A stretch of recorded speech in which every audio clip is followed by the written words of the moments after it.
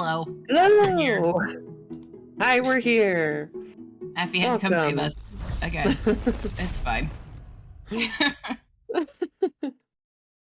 Welcome to VäkPäker's Guide to Hello. TTRPGs. This is chat number 7. Our sponsor for tonight is Canadian Dice. Go to canadiandice.ca and use the code TheVäkPäker, all one word, at checkout for 15% off your order. Maggie's dice pick of the week is the Demon Eye dice. When you look into the dice hoard can look back. I think someone said something the other day about this is also the reason that this dice pick is also the reason we're having so many tech issues this week or something. Okay. Who knows? You know, it's a toss-up. Next, make sure we have tech issues every stream. It's just life is what it is. Next, check out our merch store at tinyurl.com/VäkMerch, VAKMERCH. You can get excellent designs there, like Half Orc Energy and the Vac Blob, with 2 new Spooktober designs by Affy. I personally really like the Basic Witch one. I really want it. I probably need to get it. Even though I don't even like pumpkin spice. I think it's funny. Okay. Speaking of Spooktober has officially begun. We're more than halfway through it. We are raising money once again for Extra Life for Kids.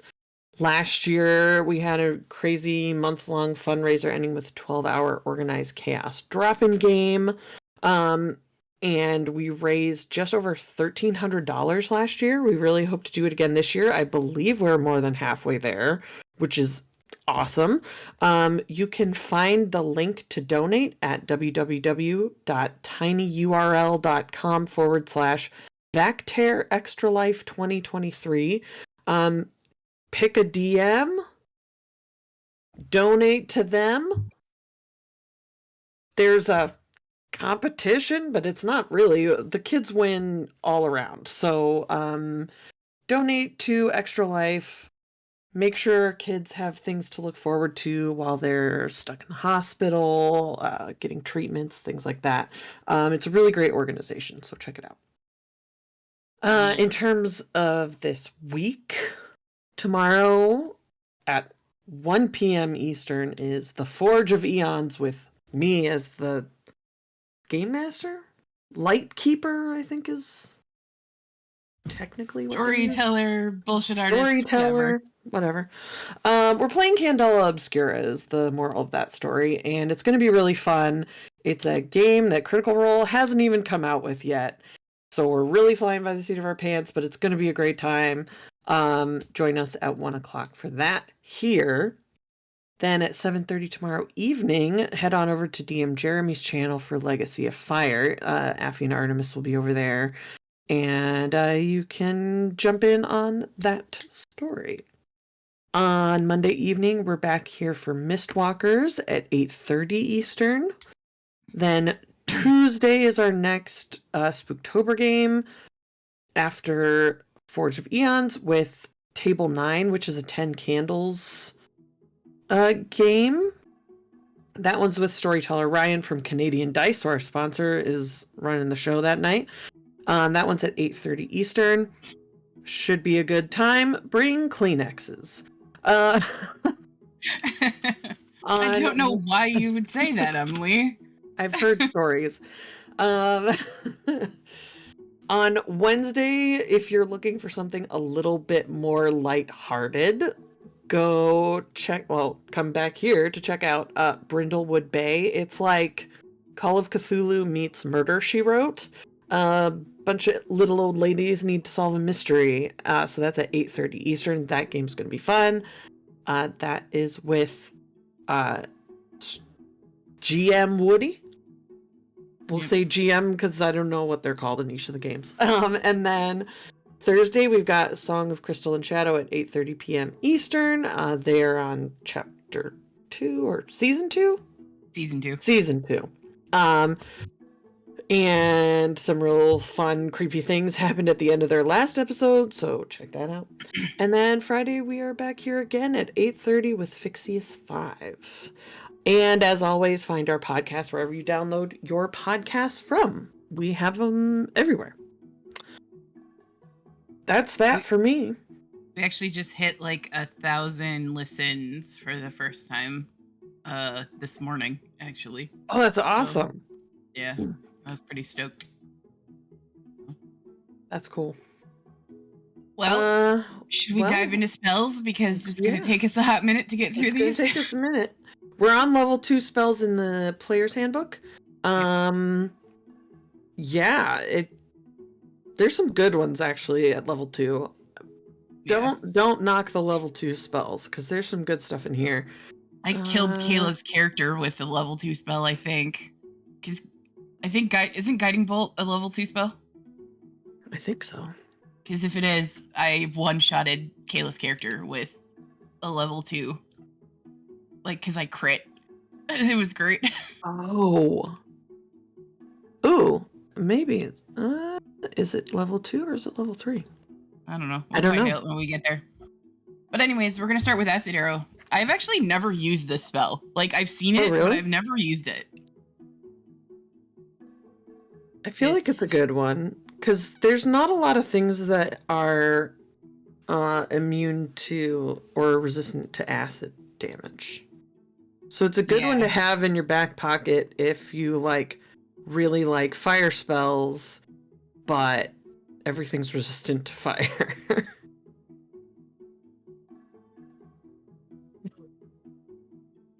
Yeah. The parrot.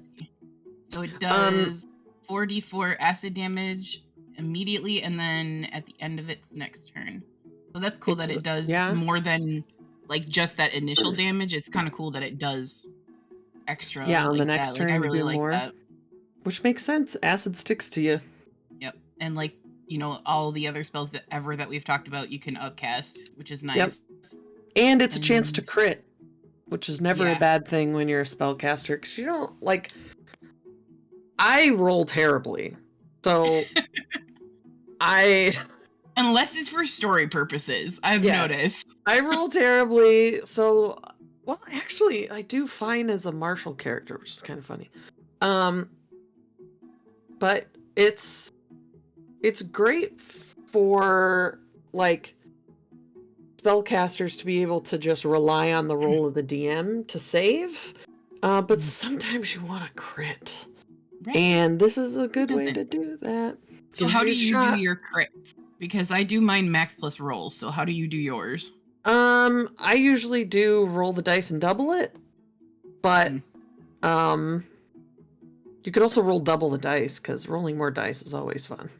Exactly. Especially when you get to use real dice. Everybody loves shiny math rocks. Exactly. But, and that one has a 90-foot range on it. 1 action. So, yeah, evocation. It's nice. Yeah. What do we got next? Aid. So, aid, I use a lot as a cleric. Yeah, me too, because it adds to your max, which means you can heal up to that for 8 hours. Yeah. And especially, so, lower levels is really good, too. Because you get 5 hit points to start with this spell, and you can upcast it when you get higher level spells, but it's nice when you're low level, level 1, 2, 3, like that, 5 hit points can make the difference. I've seen it make the difference. Yeah. Yep. So it really does. Yep. And when 3 people. When you are able to, if you have a small party especially, it's really nice, because then if you upcast it, you can get a good chunk of hit points. Yeah, for sure. And I think upcasting only adds hit points, it does not add people. Yeah. Yep. But it's not a concentration spell, so you could always cast it again. Yeah, it just lasts for a blanket 8 hours, which is pretty great. Yeah.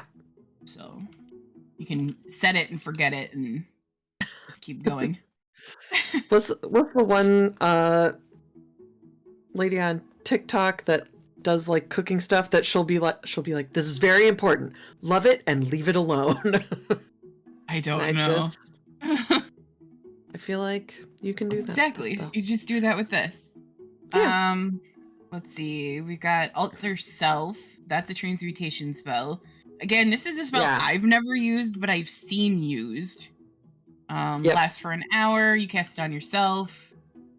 It makes you able to breathe underwater, which is nice. Yeah. At only a level 2. I think Keyleth used this spell a lot. Yeah. Because she would like get gills and stuff. So. Yeah, because you can also give yourself claws. Mm-hmm. And you can just straight up change the way it look.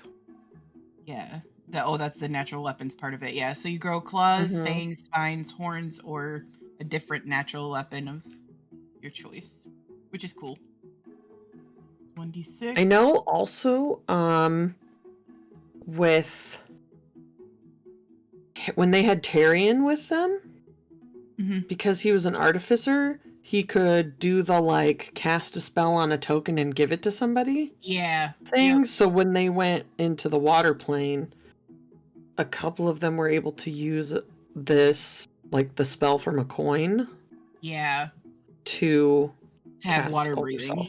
Yeah. Yeah. Although they ended Which up is having good. like an apparatus for that anyway, but yeah, but still, it doesn't hurt to be prepared. Like if you know that you're going into a place like that where, like, you're gonna have to deal with being underwater, like that's a good use of this particular spell, because it's not like a high level spell. So if you're, you know, like I think at that point they were what, level 17 or something like that when they did that. So like at that point you have so many level 2s that it you can just keep casting them into coins like that, which is nice. So it's true.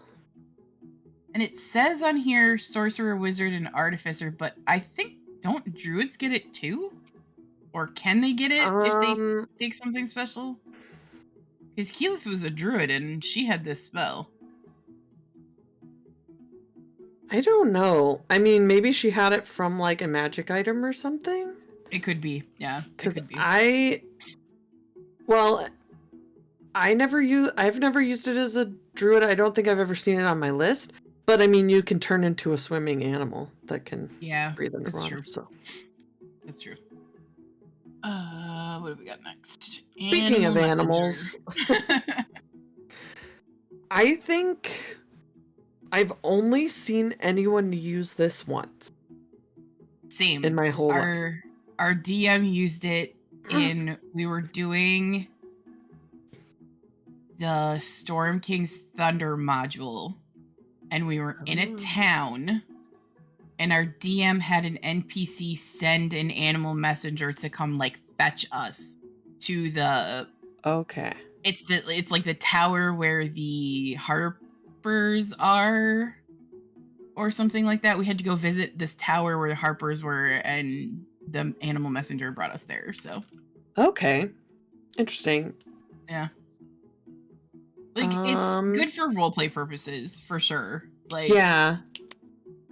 And I think there's like a specific kind of character that would use this spell too. Like, I feel like it's, the flavor of it needs to be right almost. Because you really need to be like the Snow White type. Where you're like, I have all these animal friends. And that's kind of how I saw it in... So, they used it in one of the Dimension 20 games, I believe. One of them was basically Sleeping Beauty. And she became a Swarm Keeper Ranger. And so she had just like a swarm of weird animals around her all the time. And she had this spell.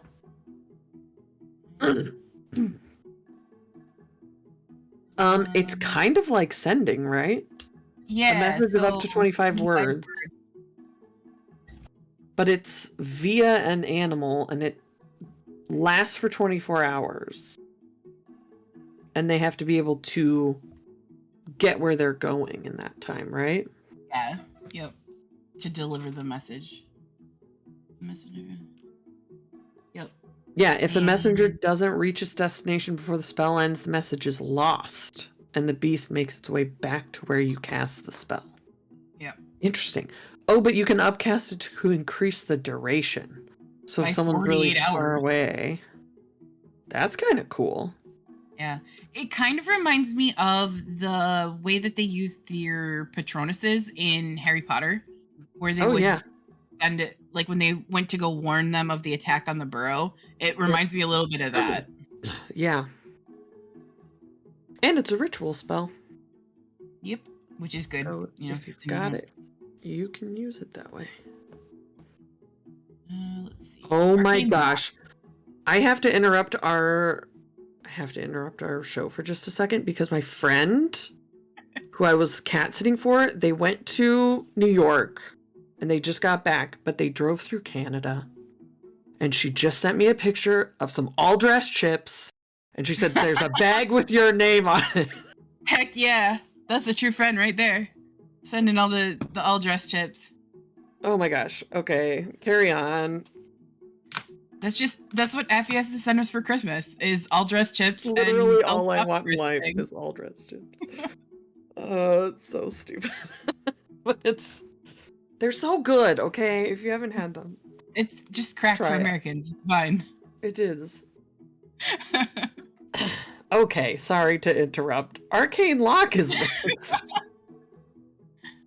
I I have only never noticed used it. this one. Sorry, I only noticed it because I saw the picture. And then I was like, okay.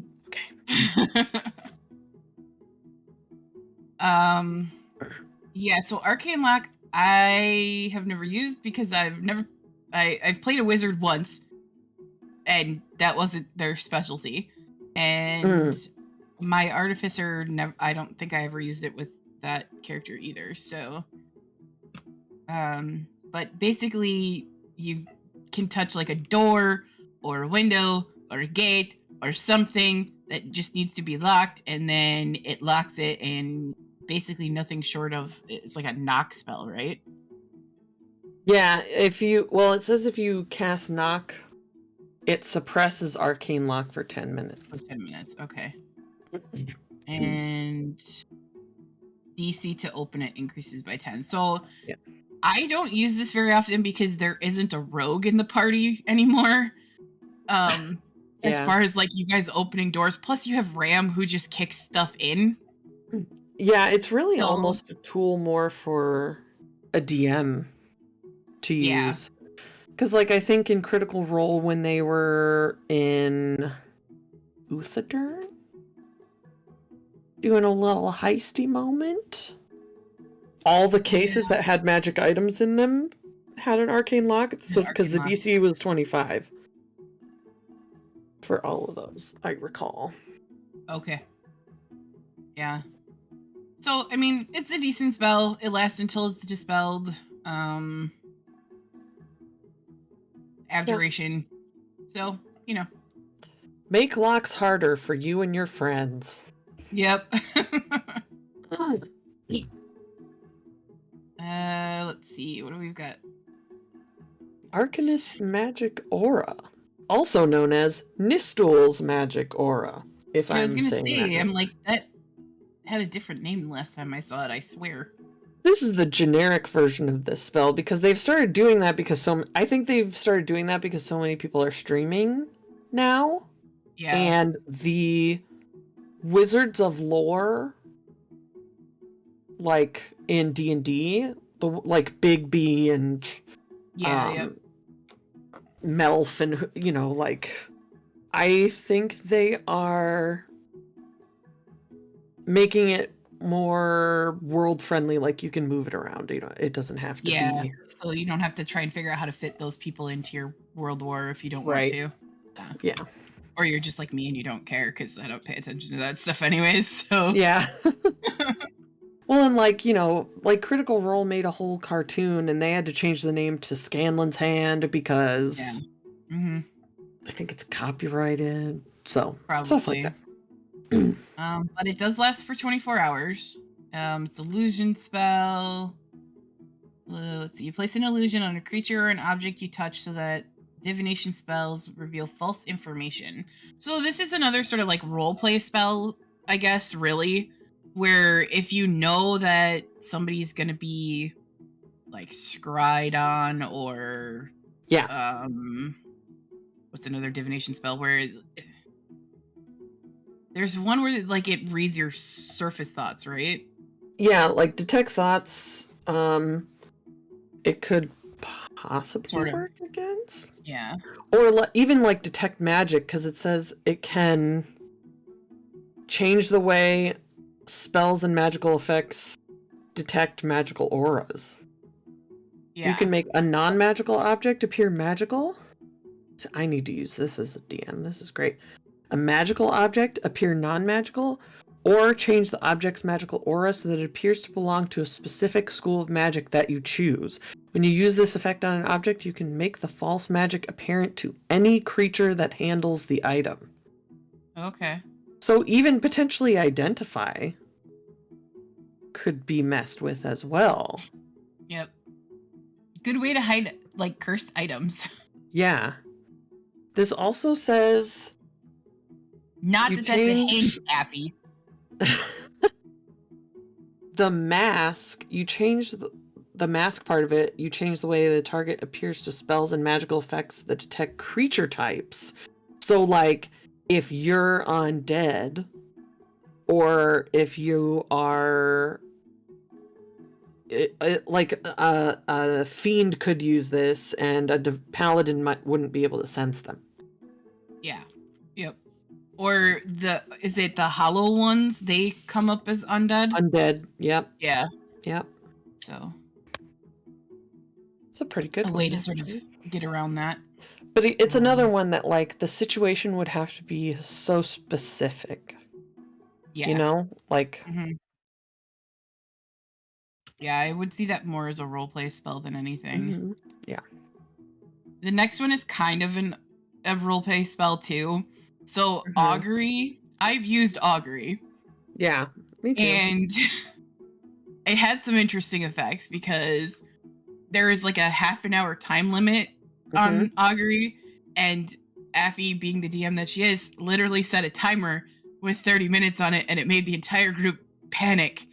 So wait, did you use this in Mistwalkers? Mm-hmm. Yeah. Oh, So we were in Tempest, and I was like, "Hey, I just need a minute alone with the leader of the village person," and we cast augury, and yeah, and I'm like, "Okay, we gotta go. We got a half an hour. We gotta go."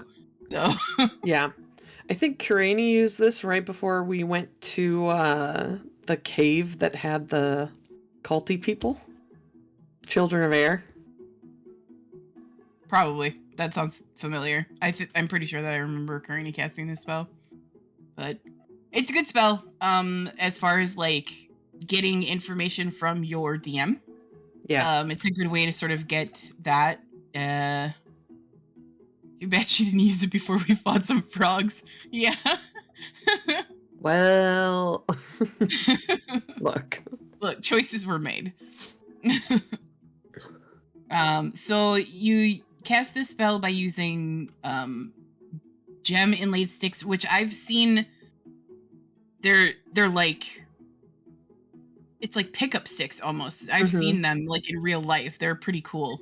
Yeah. Or like dragon bones or cards. I used a deck of cards. My character has like an old deck of tarot cards or Tarot cards that she carries around with her. Sweet. And I feel like one like this can be tricky for a DM because you don't really know what the outcome is going to be. Like, yeah, because it gives you 4 options for it. So wheel is good results, woe is bad results, wheel and woe is a mixture, and then nothing. So like you could really go kind of all over the place with this spell, and yeah, it's sort of up to DM discretion at that point. Like they make a roll, and that tells them what it is. It does also give the chance to like mess with your players. Yes. 1000%. So there's that. Or, you know, your DM gives you a fake diamond and you don't find out about it till 4 sessions later and get really mad about it. So, What? yeah. Did that happen? Yep. Oh no. I'm still mad about it. You don't say. Well, if you tried to use it to bring somebody back to life, that would suck. No, thankfully it didn't come to that, but yeah, it was a night. It was a night. That's for sure. Bark skin. Yep. That one, I haven't used that one, but I think Aster used that one. Yeah, I have used it on somebody else. Okay. Because my druid had an AC of 16, and somehow our rogue that we had in the party had an AC of 14. So I cast it on him. He died anyway, it didn't matter. But oh no. Yeah. Lasts for an hour, it's a concentration spell. Yeah. Basically you're like grow bark. You're a little bit more protected. Your AC cannot be less than 16, regardless of what kind of armor you're wearing. Yep. Which is, you know, good to use on squishy spellcasters that don't have high enough armor. Yep. Your glass cannon wizard. Yeah. The next one is Beast Sense. It's basically the druid or ranger version of what's the one that's clairvoyance, I think it is? Yeah, I think where you can like you have like a sensor that you can follow around and see what's going on. Yep. They just use this in Burrow's End. Oh, okay. This one, so you get to see and hear through a beast's eyes. You perceive the way that they see. So this is a good one to use if you have like a wolf or something that you can convince to help you because they have keen senses. Yeah. Or there's any number of like beasts. Yeah. Eagle would be good for like if you're looking for like overhead views of stuff because they can see really well. Or a creature that has dark vision, even if you're like a human and you don't. Yeah. It's kind of like seeing through your familiar if you have the Act of the Chain or whatever that is, where you can see through your familiar for I think a certain distance. I think so. And you are blinded and deafened to your surroundings, so it is very much like seeing through your familiar. Yeah. You can cast this one as a ritual though, so that's nice. Yeah. Blindness and deafness. This is I love this spell, but it never works for me. Every single time that I've tried to use it, it has failed. Like, I love this spell, but it doesn't work. Like, the bad guys always have a good con save. That's what I've been learning lately. Well, you guys have been fighting, at least in Fixius, you guys have been fighting some pretty like heavy hitting dudes. Yeah. So if you can make it work, it's nice because it really messes up spellcasters, because if there's anything that a spell that they try to use that's like creature that you can see, you can mess that up. But just as personal preference, I prefer silence more than this spell. Yeah. And it's because that's because it's a radius. Yeah. This one would be nice. They have to. You can force them to move. Yeah. Yeah.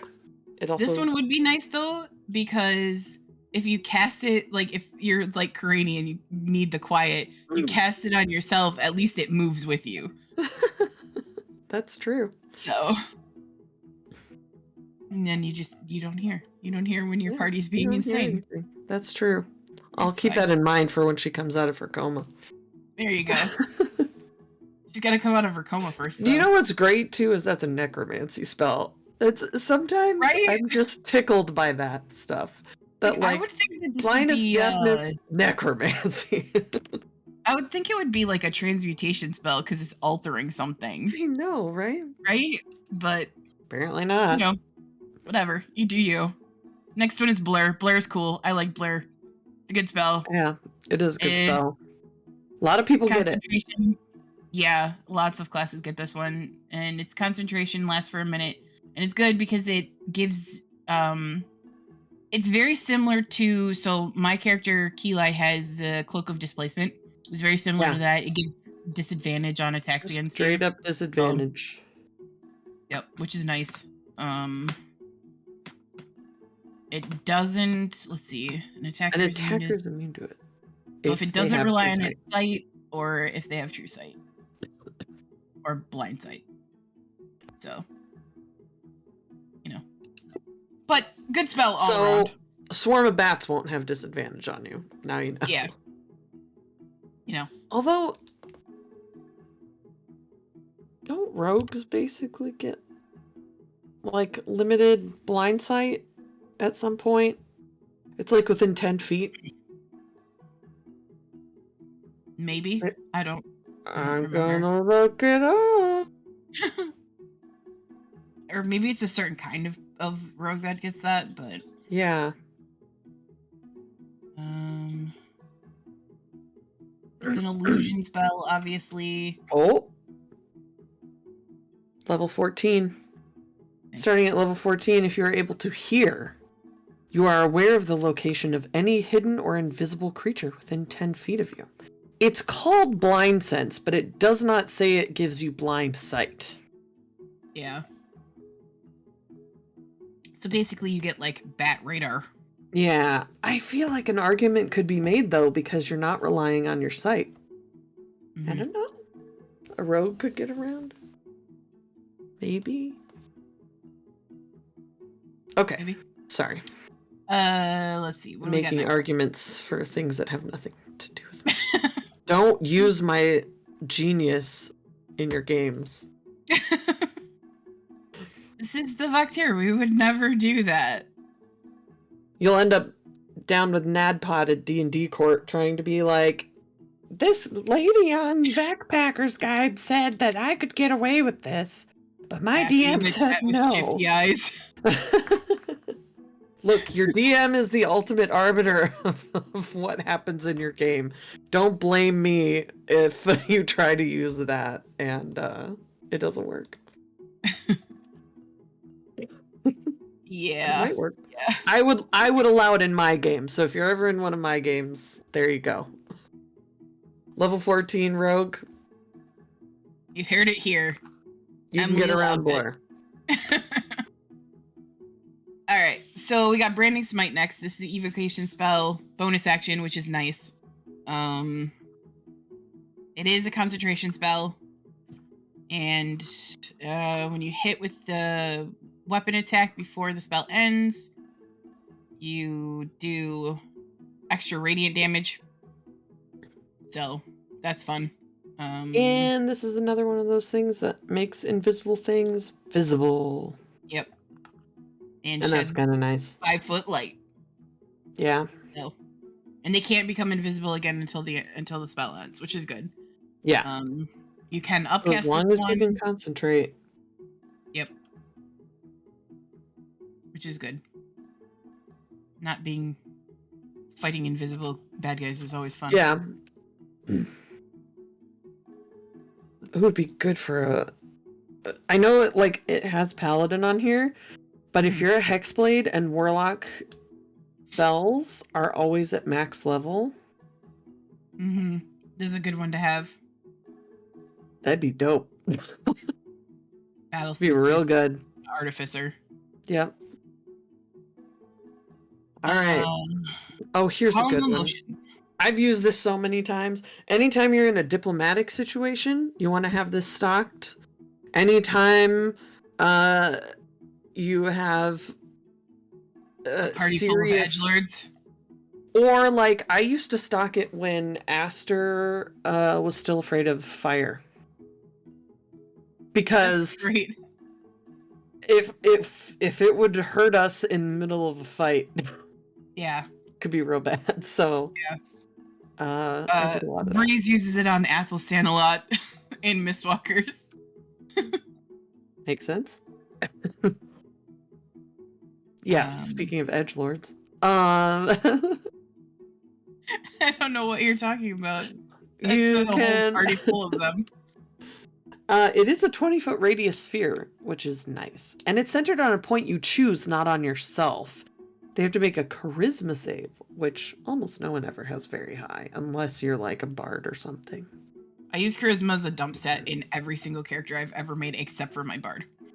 I do it often as well. I'm not a very charismatic person, I feel like, so it makes sense that I would not put points in charisma. So, yeah. We know you main warlocks.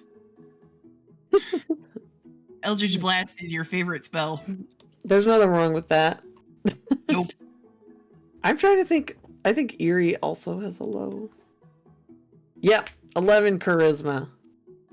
That's Super like average. cheerful, which no one likes. They are a morning person in a They party are a full morning person. of night owls. Night owls and permanently exhausted pigeons. Yeah. So. You can suppress any effect causing a target to be charmed or frightened. Mm-hmm. That's handy. That's nice with the charmed effect. Although in Fixius, we haven't really come across too many creatures that use charmed because A, No. I just don't use them, and B, I forget to use them. So, but I did try that one night, like when you guys were fighting the vampire dude down in the tomb below Altamir. Yeah. I did try it on Ram, but Ram saved, so. I was gonna say, I don't know if I ever really paid attention to the second part. Alternatively, Words are hard. You can make a target indifferent about creatures of your choice that it is hostile towards. So if you don't want to fight someone, you can cast Calm Emotions and they will stop. It'd give you a chance to get away. Yeah. Which I never thought about before, but it'd be a good escape. This is a good one to use after you've used one of those spells that like messes with somebody's mind and it ends and it causes them to become aggressive. This is a good one to have for like after that, so you can calm them down right away. Yeah. So, it would be a good combo to have. Interesting. Cloud of Daggers. This one sounds good to me, but I've never used it. I've used it once, I think. Yes. This is it the one seems fun. Like the idea of it is fun. Yeah, you basically summon a cloud of daggers around your person in a 5-foot cube or on a person that you can, or a point that you can see, and it does exactly what you would think it would do. It does slashing damage, 46 worth of slashing damage, and lasts for a minute. It's concentration. Stabby. The only thing about this one is that you can't move it. Yeah, that'd be kind of nice if you could move it. But you could put it like in a doorway or something, so that it blocks somebody's escape or like blocks your retreat. Literal fatal funnel. Yeah, pretty much. That'd be kind of fun. And you can upcast it like everything else.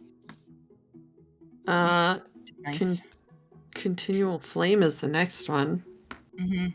That's a spell that you use when you get a house. Mm-hmm.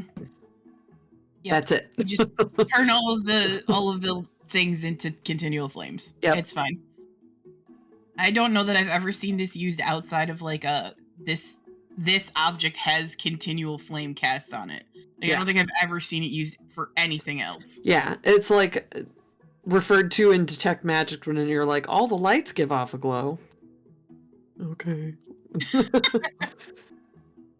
Thanks a lot. It's evocation also, and I don't know that I understand why.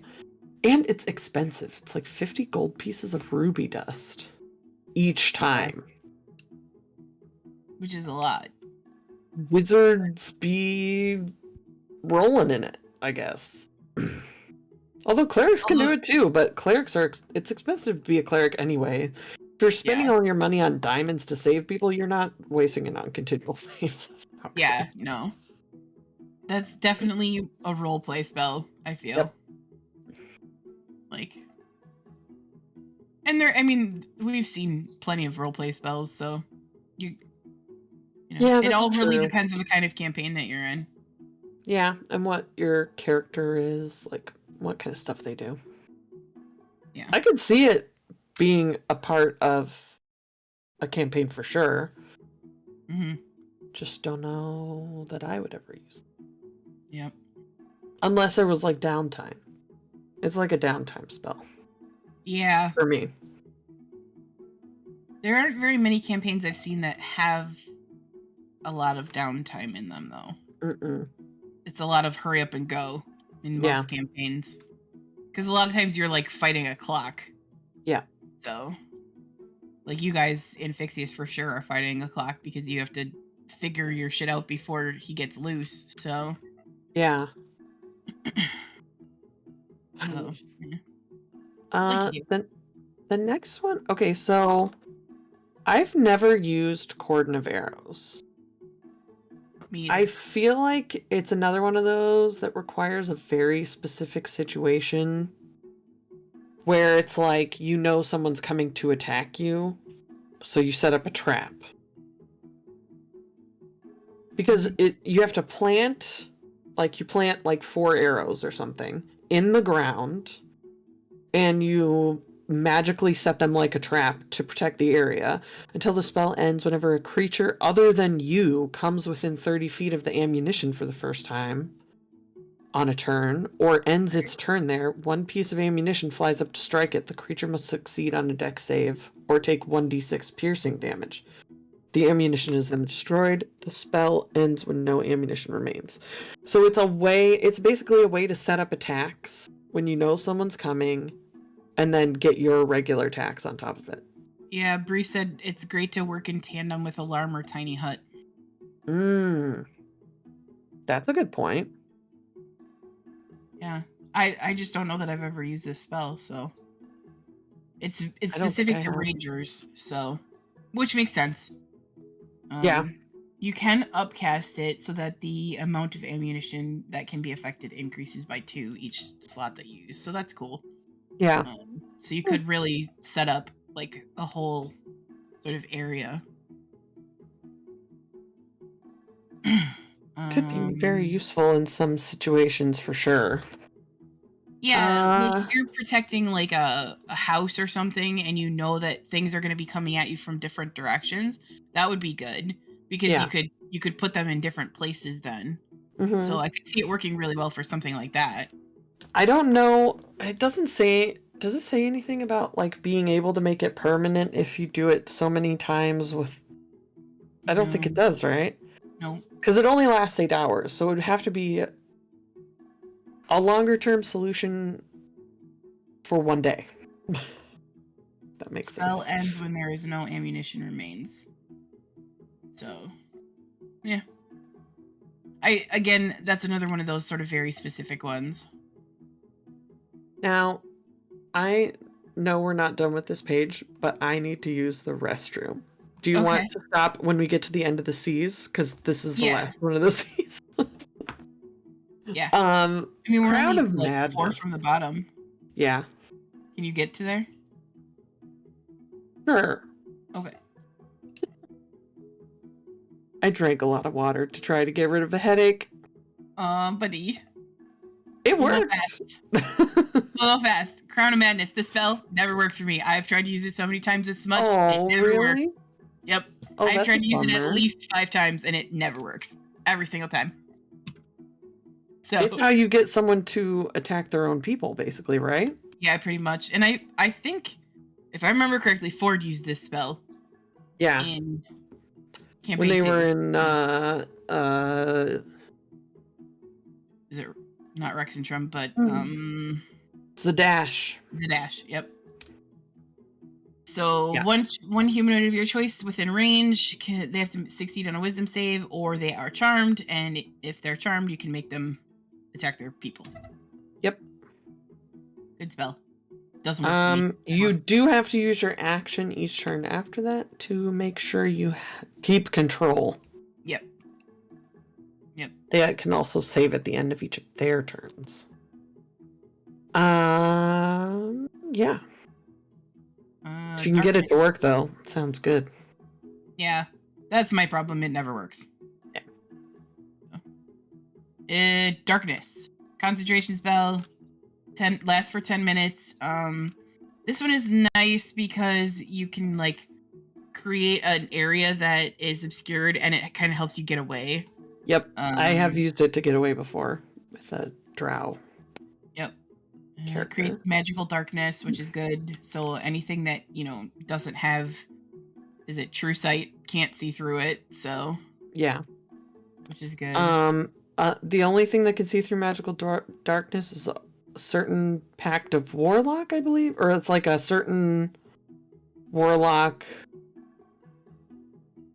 I can't think of the word. Devil sight. Invocation. Yeah, invocation. Thank you.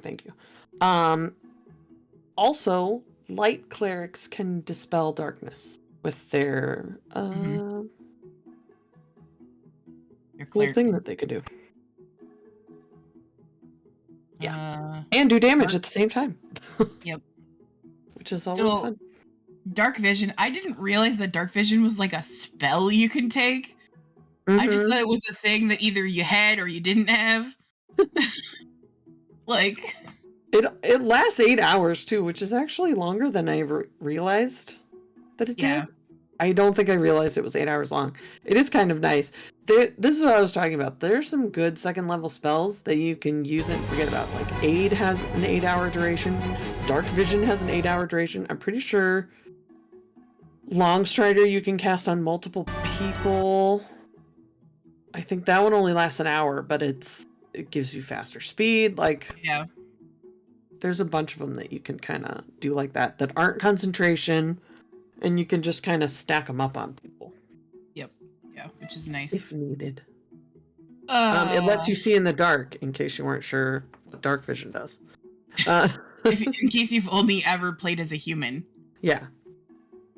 Thank you, Happy. Yeah, for Devil Sight, yeah. Last one is Detect Thoughts. They have been using this a lot in Campaign 3 of Critical Role because they have multiple people that have this spell. You can read the surface thoughts with no save. Mm-hmm. And if you want to probe deeper into a target's mind to get secrets, they have to make a wisdom save. They will know that you are probing into their mind. Yeah. And they become hostile to you afterwards, right? Or is this not that? I mean, it depends. Because they've, like, used it on one another to try and find, like, secrets, like, parts of their lives that they've forgotten about, too, so... Oh, okay. Or at least, I've seen them do that in Dimension 22. There was one that a character had, like, significant memory loss, and they used Detect Thoughts to figure out that they had something done to them, like a modify memory.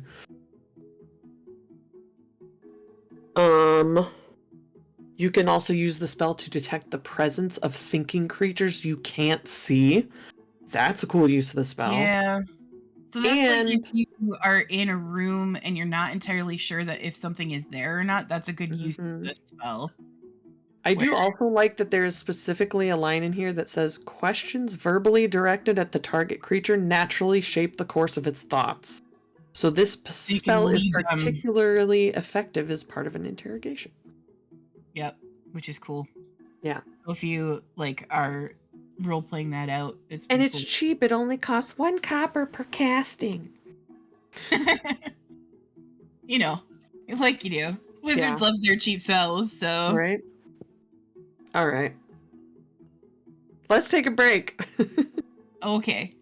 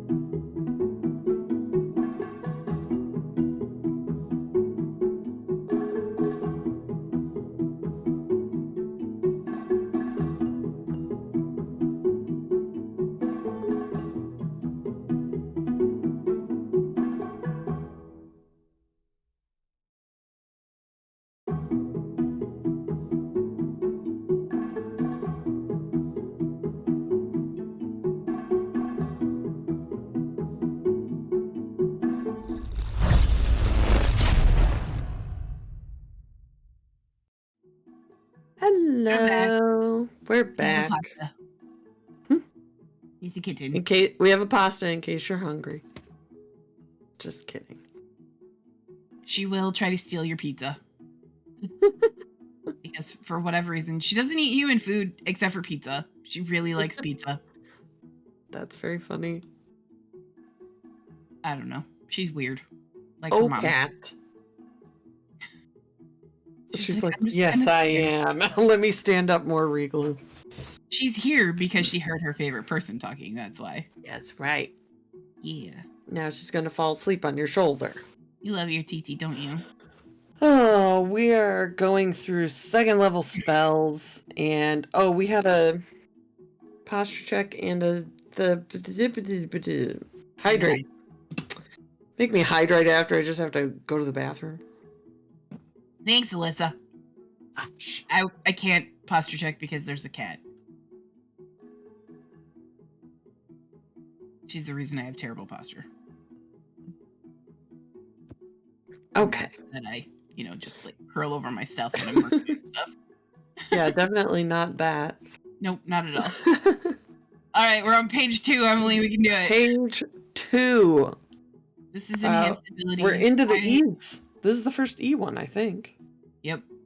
I've used this spell one time, and it was so that Keeli could kick in a door. Because Breeze decided that it was a really good idea to go see some shady-ass back alley doctor to see if they could get their... because they lost 50 years of their life, so they were going to try and get it back by any means necessary, and they went to go see this shady doctor in some alley, and there was a serial killer on the loose, and Keeli was like, nope, anxiety, and so I kicked in the door with Bear's Endurance. Yeah. It's the only time I've ever used this spell.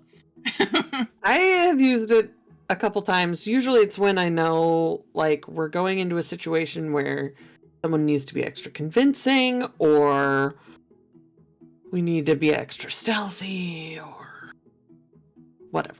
Yeah, I can see, so the Cat's Grace is a good one, for sure. It gives you advantage on dexterity checks, and you don't take damage if you fall from 20 feet or less, which is nice. The Constitution one is nice because you get 10 hit points. Yep. Yeah. That's why I used it, because I wasn't sure what I was going to be facing when I kicked that door in, and it was just me and Breeze. So, because, split the party, it's a good idea. I mean, why not? Yeah, I've used it a couple times. I think I've used it a lot for Eagle Splendor as well. Usually in a situation where we know you have to convince somebody of something. Okay, yeah. Because that gives you advantage on charisma checks, so that's nice. Charisma checks, yeah. It's a concentration spell. Lasts for an hour. Okay.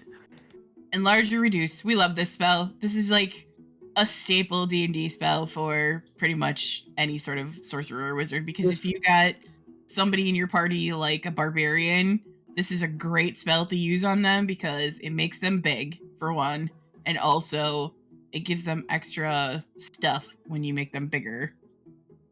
Yep. We just used it last night. Well, Alyssa just used it last night. On Ram. Because, Ram needs to be 15 feet tall. Big Ram. Hit hard. Like you do. As long as you can hit. Yeah. So they're... Big Ram, go Bambo. Yeah. Honestly, though, Big Ram with haste, it's gonna happen. Yeah. At some point. That would be a dope combo. It'd be really good. Would have been great last night, but no. I couldn't keep concentration on anything. Yeah. To be fair, you were fighting a death knight, so yeah, it's fine. And then I didn't get a chance to... I should have done it before we even walked in the room, but... Yeah. So the target size doubles. So if you use the enlarged end of it, the target size doubles in all dimensions, and its weight is multiplied by 8. So Ram, who weighs 800 pounds, now suddenly weighs way more than that. It's great. Great. The weapons do an extra d4 damage. You can also use it to reduce. I've only seen that happen once, and it was with a enlarge reduce spell, potion, not spell, and it was when Scanlan and Vax went inside the dragon. Yep. Yep. Jeez. Yeah. Reduce basically just lets you be a small creature. You have disadvantage on strength checks, strength saving throws, and your weapons do less damage. But you are lighter, you're halved in all dimensions, which means you can sneak into places usually. So that's kind of nice. Yep. It is a concentration spell, so it's got a 30-foot range, and it lasts for a minute. So yeah.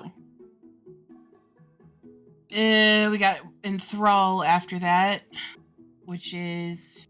I have never used this, and it's because it's a Bard and Warlock spell. Yeah. But it would be fun to use this spell, I think. Let's see. So you basically are... they have to make a wisdom saving throw. And if you or your companions are fighting the creature, then they have advantage on it. If they fail it, target has disadvantage on perception checks made to perceive any other creatures in your spell ends. Okay, so I mean, it's a great way to make a distraction. Yeah. Yep. It's good for that. Like if you need to get away from like some guards or something like that, or a singular guard. Yeah. It's good for that kind of stuff. I feel like this one is kind of situational, really. Yeah. It is kind of cool though, because creatures of your choice that you can see within range. That means, and that can hear you. So you could be standing up in front of a crowd full of people, and anyone within 60 feet of you has to make a wisdom save. It's interesting. Interesting spell. Yeah. Find Steed. Now this is a paladin one. And this... We know how we all feel about how we feel about paladins. So well, here's the thing though. This is the spell that makes me want to play a paladin. Yeah. Because I have seen... So, if anyone has seen the second season of The Unsleeping City on Dimension 20, they have 2 paladins, both of whom have used this spell to gain a steed. And when you have your steed with you, your speed is like ridiculous because you can use your steed's movement to move around. Like a warhorse's speed is 60 feet. So you can potentially have them use their action to dash, or you can have them dodge. You can the things that allows you to do in combat are very cool. You can go really fast and you can hit things. And then I think there's something about it too that's like, and any spells that are target you also target your steed. So if you get haste cast on you, your steed has haste. But also, I feel like there's something, I don't know if this is part of a feat or part of the paladin class or something like that, but there was something in one of those combats where if the bad guys made an attack against the steed, the person could take the hit instead, so they couldn't kill their steed. So they're just like zipping around like so fast through the whole fight, and their steeds were never getting hit because they were just soaking all the damage for their steeds. Yeah. It was actually... I would be the one that summons the elk just because I think it's funny.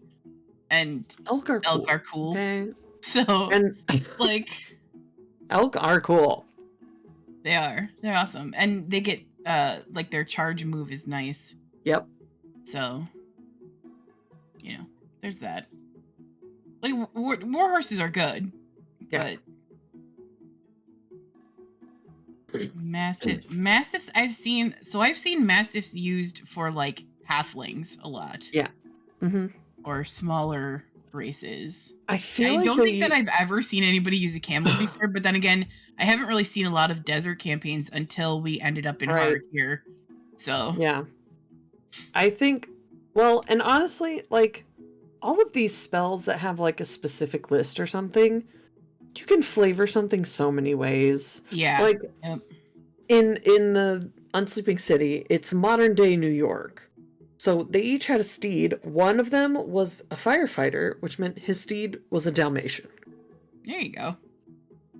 And the other guy was a Molgoth. Oh, what? And his steed was a moped. There you go. He was a Molgoth sword guy. You need to watch Unsleeping Or City. like a segue, that would be funny too. Segue. Just to...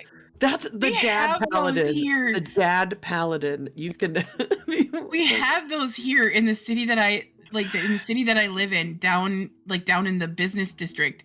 I see them a lot there because you can rent them from there's a kiosk down there, and you just see people on segways down there, and it's like it's just a trip.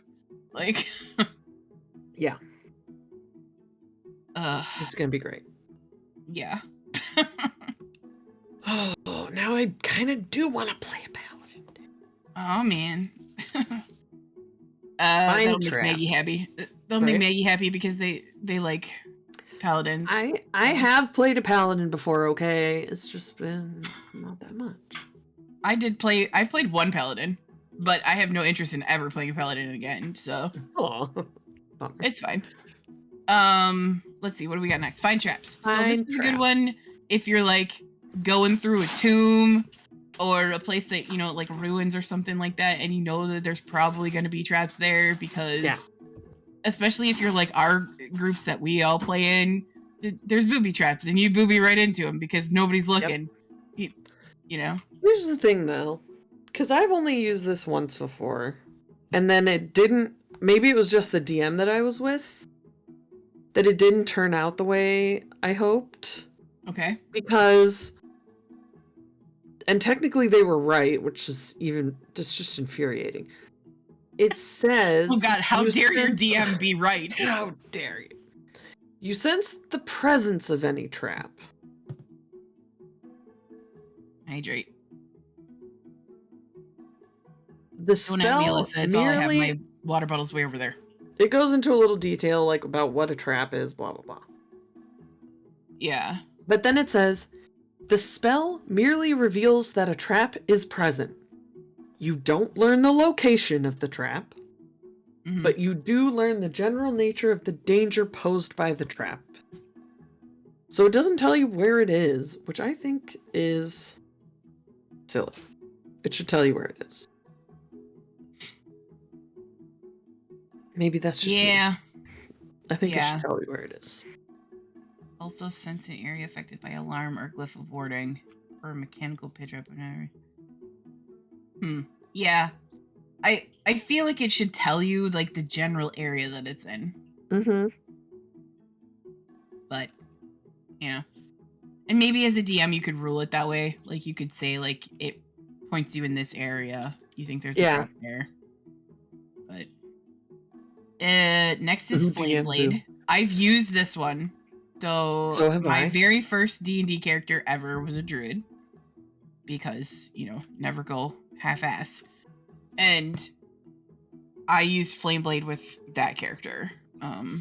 It's a good spell. Concentration. You evoke a fiery blade in your free hand, similar in shape and size to a scimitar. And if you let go of it, it disappears, but you can bring it back as a bonus action. And if you hit with it, it does 3d6 fire damage, and it sheds bright light for 10 feet. Pasta's trying to unplug my headphones. Can you not? Thank you. I can just feel her underneath my desk, like tugging on the cord. It's like, give it to me. And at higher level, you can do more damage. So it's a good spell. It does require concentration, so But it that's lasts 10 something to keep minutes. in mind. Yeah. Yep. Which in a dungeon crawl can be multiple combats.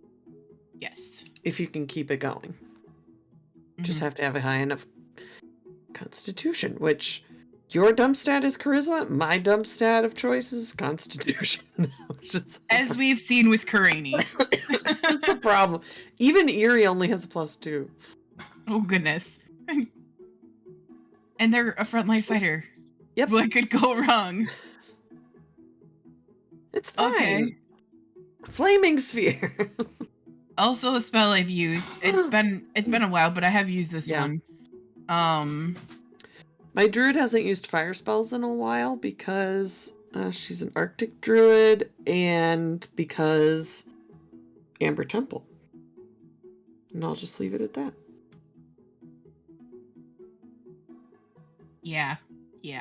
Packs were made. Of course they were. Why wouldn't they have been? You know? She's not good anymore. What can I say? Asta has the zoomies. Flaming Spear is great. A 5-foot diameter sphere of fire appears in an unoccupied space of your choice. I've seen people use this. You can use it to hurt another creature or set a building on fire. A la Vox Machina. A creature takes 2d6 fire damage on a failed dex save if they end their turn within 5 feet of the sphere. You can move the sphere as a bonus action up to 30 feet. If you ram the sphere into a creature, they must make a saving throw against the sphere's damage, and the sphere stops moving this turn. When you move the sphere, you can direct it over barriers. Up to 5 feet tall, jump it across pits up to 10 feet wide. It ignites flammable objects not being worn or carried and sheds bright light in a 20-foot radius and dim light for an additional 20 feet. So yeah, I've seen... they burned a whole house down in Vox Machina in campaign 1 at Critical Role. That tracks. With this spell and a fire breath spell. Between Scanlan and Keyleth. Yeah, I was gonna say, I'm like, because Scanlan used his potion thing, right? Yeah. And then they burned 2 houses down. Because Scanlan used his potion on the one place, but the first place that they went, Keyleth used Flaming Sphere to draw the Dorolo crest on the roof of the building. Right? I don't know. Fire happened a lot in Whitestone. I thought she only did the crest as Skyrite, but that could be...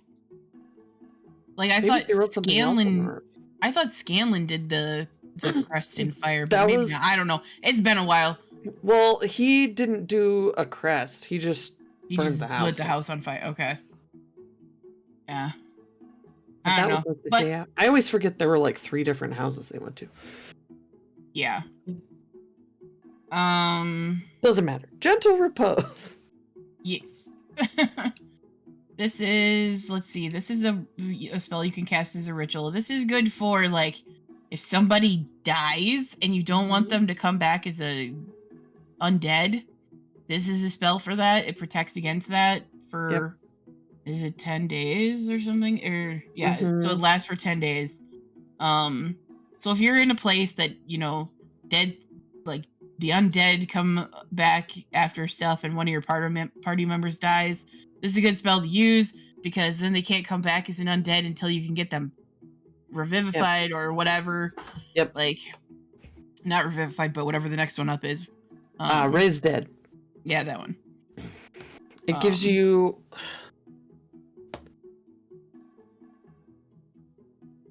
So, extend the amount of time on this doesn't count against... Okay, so... 10 days is all you have to cast Raise Dead. But if you can't get someone in time, you can cast Gentle Repose on them. It gives you like basically an extra 10 days. Yeah. And this one too, if I remember correctly, it affects Revivify. Like it gives you extra time for Revivify if you're in combat. Because Is it like 10 minutes then? Does it just like multiply? I don't remember, but for some reason I remember reading what's his name? Jeremy Crawford. No, he played Chris Perkins. Yeah, that guy.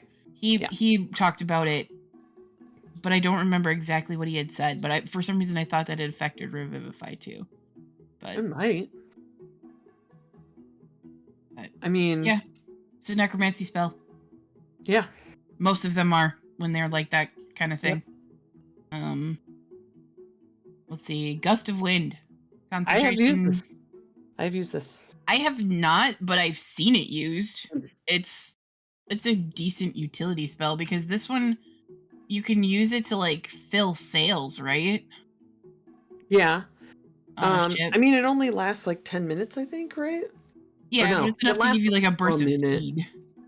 You can also use it to extinguish flames. Or if like someone does like a stinking cloud, or what's the one that's like a cloud of death, basically? That's not the name of it. I don't remember. I know which one you're talking about, but I don't remember the name of it now. You can disperse that as well. Yeah. With this. And it's only 2nd level. I wish it lasted more than a minute. Like, yeah, would be great. You can also use it to push someone away from you. Yep. And it also makes it like it's almost like it makes it difficult terrain when they're moving towards you. Because for every 2 speed, they only move 1. Yeah. Cloud kill. Alyssa says cloud kill. Thank you. Cloud kill. Oh no, that was Bree. Oh, Alyssa said it too. Oh. Let's see. Yeah, so as a bonus action on you can change the direction. So that's cool that you can change direction that it goes in. Yeah. Yeah, you just have to turn. Get out of the cupboard. Yeah. You know what else is a good spell? Heat metal. Heat metal. It's a good one. It's great. If you're fighting stuff that actually uses metal. The one time that I wasn't listening to the description close enough and they were not wearing enough metal for it to really matter apart from their sword. So I was like, bummer. Well, I guess I make their sword do it, and then they just dropped it, so. You can presumably also use it to, like, get through a metal gate or something, because I think they've done that with Vox Machina as well. Like they melted something to get through. Yeah. If the creature is holding or wearing an object, they take damage from it, and must succeed on a Constitution saving throw, or they drop it. Or they can willingly drop it too. Yeah. But they take 2d fire damage until the spell ends, which is nice. You can upcast it, which is good. A lot of the transmutation spells you can upcast, which is good. Mm-hmm. Oh, and then up next is one of my actual favorite spells. Hold Person. You paralyze somebody so that you can auto crit on them. Like you do. Like you do. And it's a wisdom save, which means it doesn't matter if they're good at con saves. Because if they suck at wisdom saves, you can get them with this. So what you're saying is I need to use this on Ram.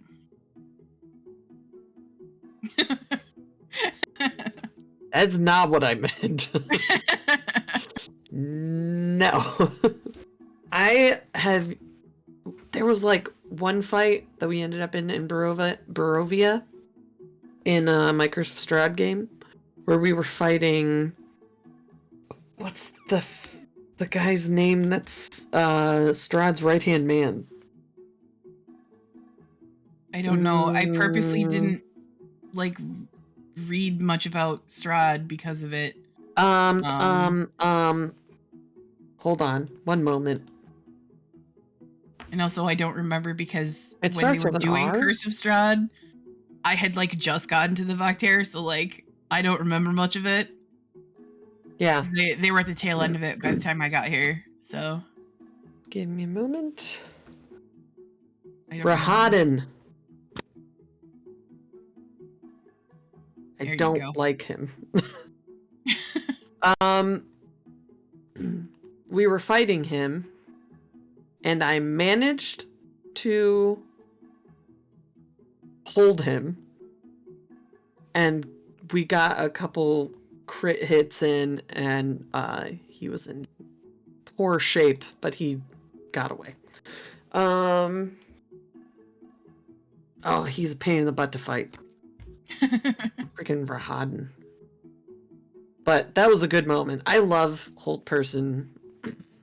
It's a Yeah, great way it is a good to spell. stall a tank and get some of their hit points down. Yep. Yeah. And next up is invisibility. This is a good spell. Makes you There is invisible. so like this is the lower level out. invisibility one. Yes. There is a higher level one that like you can cast spells from if you are like true. Is it greater invisibility? I think it's Greater. called. Yeah. Where you can cast spells from it. This one you can't. If you cast a spell from it or you attack, you become visible again. But it's good for like sneaking past guards or Yep. anything like that. Like it's a good utility spell. And if you upcast it, you can target additional creatures. So I think I used it in Jer's game on Sunday to make Shazzy invisible. I think. I don't know. I don't remember, but I remember using it because my warlock Ava had it. Giving someone who or Aya. already has high stealth advantage on a stealth roll. Chef's kiss. Love it. Yep, it's good. I don't know why I thought knock was a first level spell, but it's a second level spell. I've never used it before. You can use it to open doors. Yeah, I haven't used it, So but if you I've don't have seen a people rogue, use it. yeah. Yeah. If you don't have a rogue, it's handy. And again, this is the other end of the arcane lock spell where it suppresses it for 10 minutes, but it does make a really loud sound. So there's that. Yep. So if you're trying to be sneaky about shit, this is probably not the one. Someone's gonna hear it coming. It does say, when you cast the spell, a loud knock audible from as far away as 300 feet. Which is a big Emanates. distance. Yeah. Like, So keep that in mind. Again, in a dungeon crawl, you may draw everybody to you. Lesser Restoration. I do love this spell. Also. You touch a creature and you can end one disease or condition afflicting it. The condition can be blinded, deafened, paralyzed, or poisoned. Or I think we decided that in our game it gets rid of exhaustion. Fixius, because I couldn't remember and we used it for that. So I'll take it. Yeah. I think technically Greater Restoration says it gets rid of a level of exhaustion. Yeah. But none of us could remember that night, and I was like, I panicked. So I panicked that night because I was like, I don't remember what it is that gets rid of it. Sure, why not? We'll use Lesser Restoration. So, but it's fine. I don't really do like levels of exhaustion that much in my game anyways. Yeah. It's really not that big of a deal. Like, at least not in Fixies. I haven't. I don't think I've ever done much with exhaustion either. It hasn't come up very much. Yeah. I don't know. Next up is Levitate. I've never used this spell, mostly because it's a sorcerer and wizard spell, but this is the one you toss them 20 feet in the air, right? Yeah. So one Yeah, but it's creature like straight object. up or down. Yeah. One creature that you can see within range, you can raise them up 20 feet, up to 500 pounds. So actually, this would not work on Ram, because Ram weighs more Oh, than that. Ram weighs Ram weighs 800 pounds, right, Bree? An that's good to unwilling know. creature needs to succeed on a con save. So target something. It is Yeah. So interesting this to me wouldn't work also fine. that you can use uh like push and pull yourself to move yourself around. So you could potentially levitate yourself up to a ceiling and then move around. Mm-hmm. Um but yeah, it's interesting. And it lasts for 10 minutes. So that's cool. It's like flying, but not flying. Yeah. So if you know that the ceiling is only 20 feet up, that would make sense that you could use it for that. So Right. 60-foot range. So yeah. Okay, Decent spell. legitimately, I don't think I've ever even heard of this spell. Locate. Was it animals or Animals or creatures? plants? Describe or name a specific kind of beast or plant. Concentrating on the voice of nature in your surroundings, you learn the direction and distance to the closest creature or plant. So, I don't know that I've ever heard of this one either. But also, this is another one of those situational, probably better for role playing spells, because Yeah. say you're like a druid and you're out looking for a very specific plant to like heal somebody or something like that. Right. This would be great for that. That's true. And it's within 5 miles. So Dang. if we had known that when we were in Valishan, but we don't have a druid. Well, we do, but they weren't there that night because there was somebody that was looking for a plant. It's also bards So and rangers. that's true. Isn't So is this Mistwalkers? yeah. So Atlas could have done it for that, but Or Breeze? Well, yeah, but bards can't bards. change their spells though. No, that's true. So you would have to just have it as a bard. Which seems like maybe you wouldn't want to do that. Either can Anyway. roll. Yeah. Locate object, I'm much more familiar with. Yes. This one I think I've used a couple of times. Describe a name or name an object that is familiar to you, and you sense the direction. Yeah. As long as it's within 1,000 feet. So, I think we used this in Mistwalkers once, but I don't remember. I don't remember. See, here's But I the know thing. I've used the spell before. Here's the thing that with things like Hey, this, Rick, and thanks for reading. also this spell and like other spells like find the path and stuff. Like it has stuff in here that says like you can locate a specific object known to you as long as you've seen it up close within 30 feet at least once. If you've Mhm. seen it up close, you probably know where it is. Yeah, unless it's like So a lost why item. would you? Yeah, I guess so. I mean, it would make sense if it's a lost item. But it also makes sense to me that if you've seen any kind of drawing of it, an illusion of it, like anything like that, that would make sense. Yeah, or as well. stolen. Yeah. Yeah, I think didn't they use this? Did Jester use this to find something in season 2? Maybe. I feel like they used like a drawing of it or something. Yeah. They were looking for something. I don't know.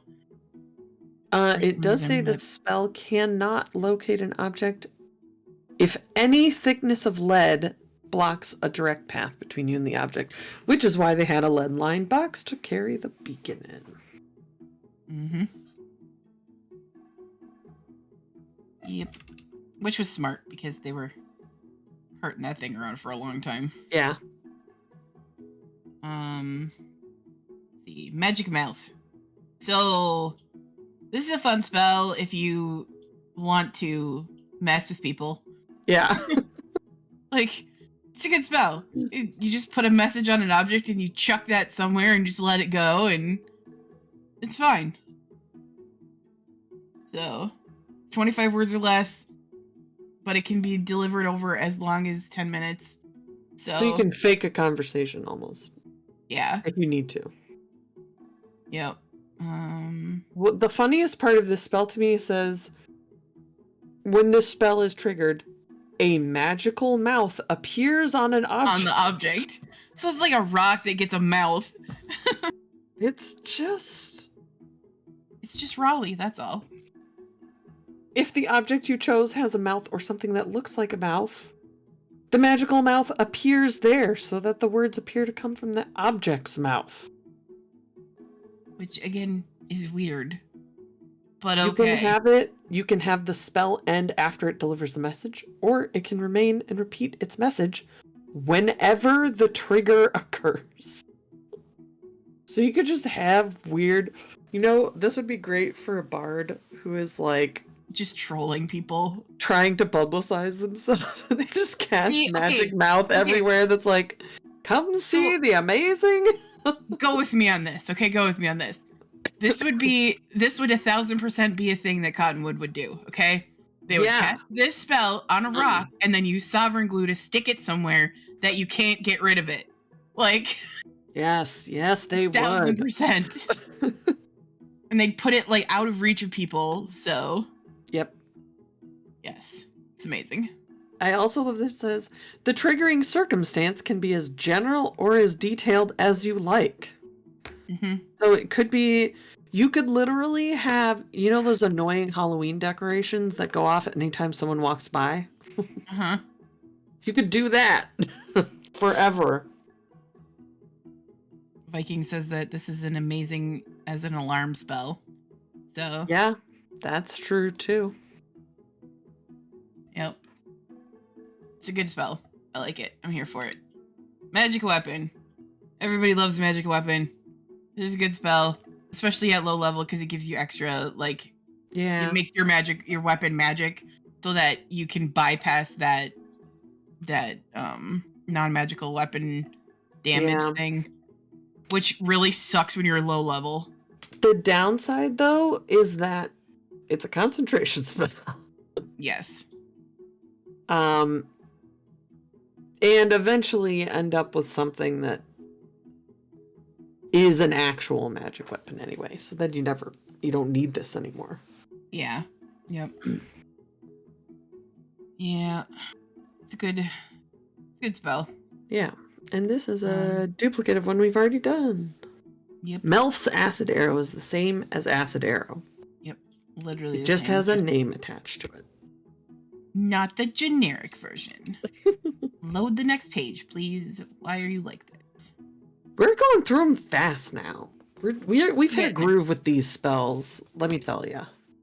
Cooking with gas, as my dad always used to say, which sounds terrifying and very unsafe, but, like you do. Because I only have one spell on my 4th page. Yeah, same. Should we try to get through them? We could do a late run tonight and just try to get through all the 2nd level spells.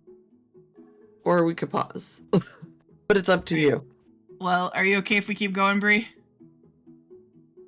That's the kind of deciding factor. Okay. She's watching something, so yeah. She's good. Okay. All right, cool. So mirror image. This one I've seen used, like, I think Jester used this one a lot because it creates duplicates of yourself, and they used to call it Jess dupe. Yeah, because you can you roll to see if they hit you or a duplicate. Yes. And so it keeps you from getting hit all the time. It's really nice. Yep. So the only time it doesn't really work is if you have true sight or blind sight. So. Yeah. Another spell that I could argue 14th level rogues could get around it. Maybe not technically, but whatever. Yep. So they have to roll It's a kinda d20 to complicated. see if they hit one of your duplicates, and your duplicate's AC equals 10 plus your Dex mod. So if you're, fairly dexterous, it's a pretty decent spell. So That is a part that I don't think I've ever seen anyone use. no. I think it's most people roll if it hits them. I don't know if I've ever Okay. seen anyone do. Where the AC is actually Yeah. what it says it is. And to be honest, it seems like a little unnecessary. It's too much to keep track of. You already have to roll every time to see if it hits the duplicate or yourself. Yep. So, yeah. And the number you have to hit, changes with every, if you have 3 duplicates, you have to roll a 6 or higher. If you have 2 duplicates, you have to roll an 8 or higher, and 1 it's an 11 or higher to hit. So the next one is Misty Step, and this is a good freaking spell. yes it is, because it's a bonus action for 1. Yeah, which is great, and it lets you poof, and they can't take op attacks on you when you use it. So useful to get away. There's also a version of this spell that Eladrin have that has an extra ability, and it's really fun. because you get to use it as Eerie. Yeah. But I think, because it depends on what season you are. So, Eerie can use it to teleport somebody else. Yeah. Which is nice. So if someone else is hurt, like when Aster got hit really hard, I could get Aster out of there. But, because Aster got wrecked for a little bit last night. I think if you're a summer Eladrin, you do extra damage when you use it. I feel like I don't remember what the others are. It's kind of nice. It's called Face Step in that instance. Yes. Yeah. I remember that. But it works almost the same way. So that's kind of cool. Moonbeam. This is a good spell. This is a good druid spell. Atlas and Mistwalker has actually used this spell quite a few times, because when we were fighting, I want to say this is when we were fighting the vampire dude at the asylum. I'm pretty sure that Atlas used it then, and they used it when we were fighting George. I remember that. And, because why not use it against a Kraken? And it's super useful in Barovia. Yes. And probably just in the freaking domains anyway. In general. Yeah. It's a good spell. Really good spell. It's a lower level, but it still does a decent amount of damage. Yep.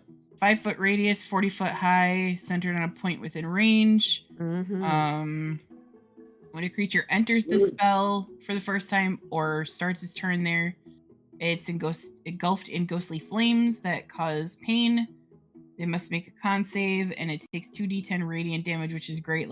Anything that does radiant damage when you're in a place like Barovia or just any place like that, really, radiant is key. The nice thing too, well, especially particularly with Barovia, is, at least I found with my druid, a shape changer makes a saving throw with disadvantage. If it fails, it also instantly reverts to its original form and can't assume a different form until it leaves the spell's light.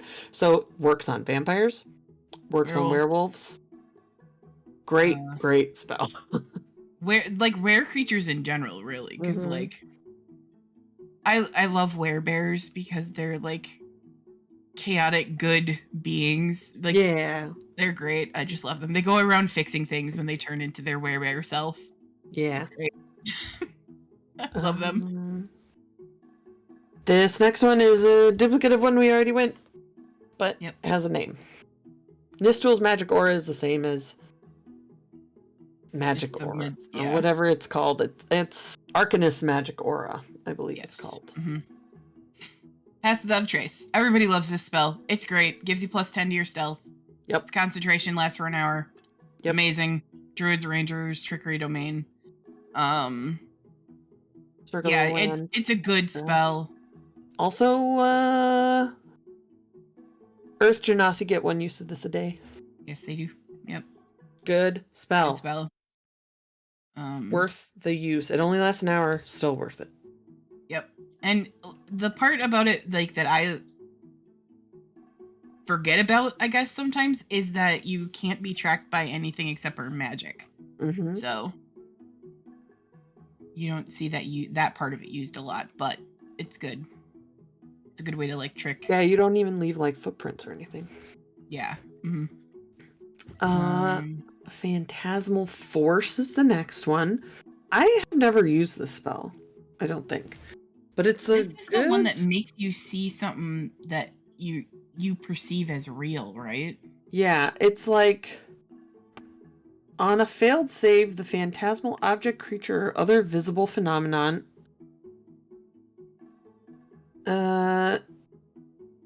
is perceivable. You create a phantasmal object, creature, or other visible phenomenon that is no larger than 10-foot cube and is perceivable only to the target for the duration. The phantasm includes sound, temperature, and other stimuli also evident only to the creature. The target can use its action to examine it with an intelligence investigation check. If the check succeeds, the target realizes it's an illusion. Yes. While I've seen this one used to, like, convince somebody that they were on fire. Yeah, because you can do damage with it. I think it's psychic damage. Yeah. Technically. 1d6 psychic damage. Yeah, the part that you were talking about is while the target is affected, the target treats the phantasm as if it were real. The target rationalizes any illogical outcome from interacting with the phantasm. Yeah. Yep. I like the thing about the bridge where it says if the target walks out onto a bridge that they thought was still there and it's not actually there, if the target survives the fall, it still believes the bridge exists and comes up with some other explanation for its fall. It was pushed, it slipped, or a strong wind might have blown them off. Nice. Great. Let's see. Next up, we got Prayer of Healing. So this is good. Up to 6 creatures of your choice that you can see. They regain 2d8 plus your spellcasting mod. Yeah.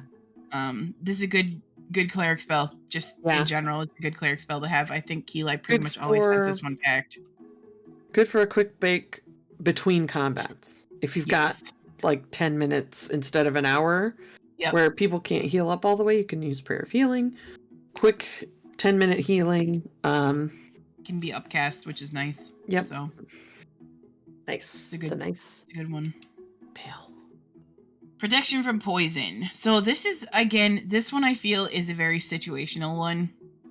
Like, it's a good spell because poison, like when you're poisoned in combat, it sucks.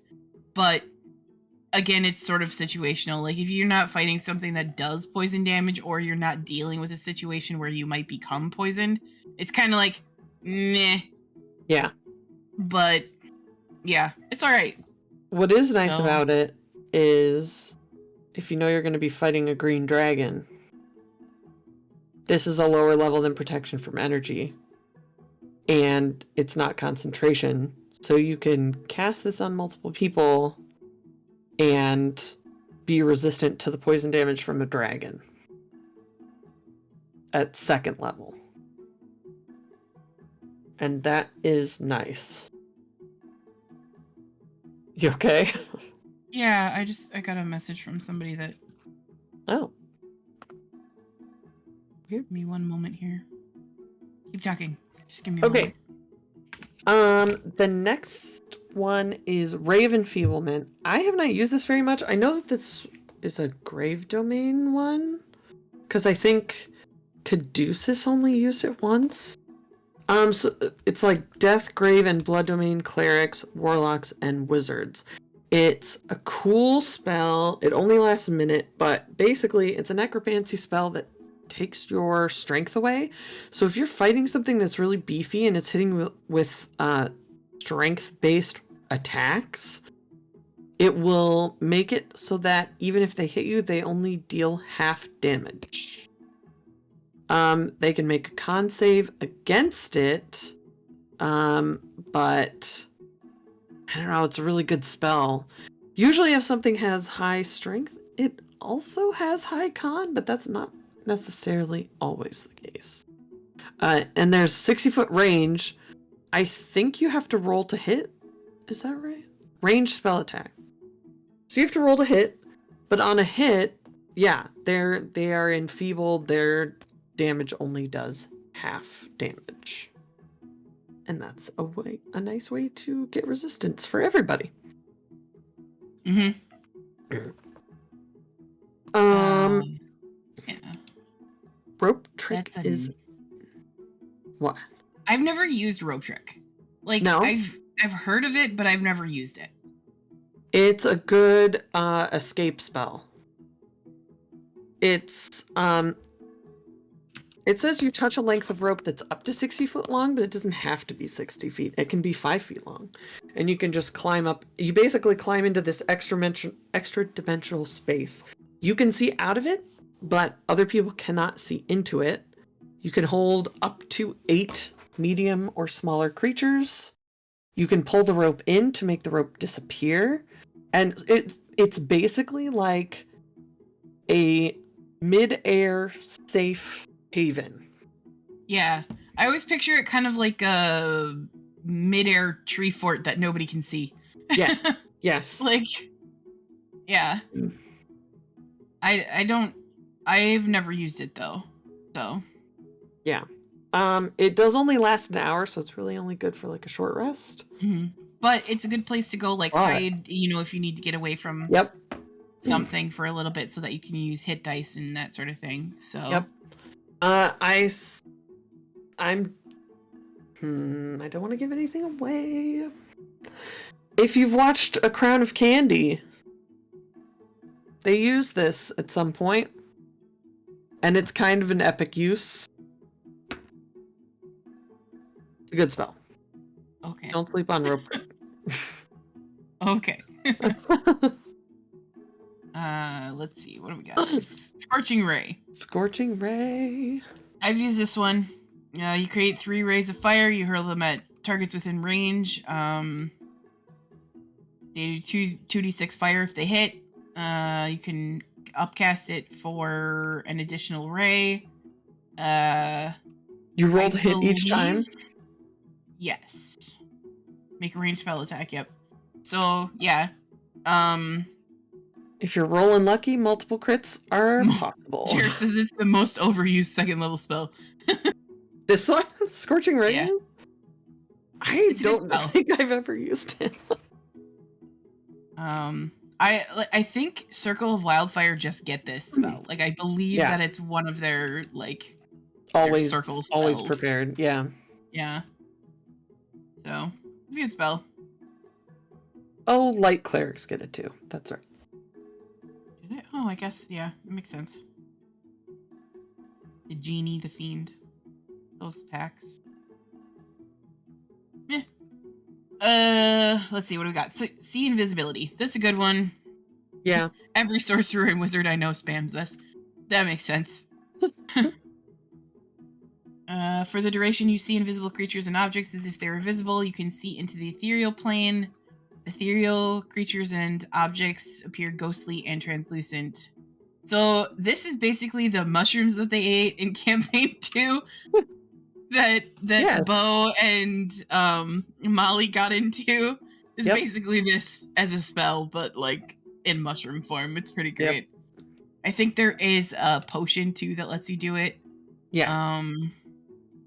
But yeah. And like it's a good spell. True Sight is the Big Daddy version of this. Yep. But yeah, see invisibility is pretty good as long as you know there's something to see. Yeah. Although seeing into the ethereal plane could be fun, for roleplay purposes. Because why not? I mean, absolutely true. Next up is Shatter. This is a good spell. I like Shatter because there are a lot of different things that you can do with it. Yeah. It does not good for stealth. thunder damage. No. Like, if you're trying to be quiet, this is not the spell that you want to use, but you can use this to, like, knock shit over or, Yes. you know, anything like that. I think I used it to destroy a wall. Or It does a put a decent hole in amount a of wall. damage, too. It's like 3d8. That's pretty Yeah. good. And you can increase that for every up level that you're every upcast that you do, which is good. And again, it's thunder damage, which not a lot of creatures are resistant to. Yep. And anything that's made of inorganic metal or material such as stone, crystal, or metal has disadvantage on it. So, which is pretty cool. To you, does that mean an earth elemental would? Yes. I would think that an earth elemental would have disadvantage on this because technically they're made out of stone, I guess. Aren't some of them vulnerable to thunder damage, or am I imagining that? I have no idea. Maybe I'm imagining that. I don't remember. I don't use elementals all that often, so. Next up is Karani's favorite spell, Silence. They have cast this spell on their party more times than they have cast it on anything else. Silence is a great spell when you know you're going to be up against a spellcaster. Just saying. Mm-hmm. Because or they you have a party that doesn't lie. Yeah.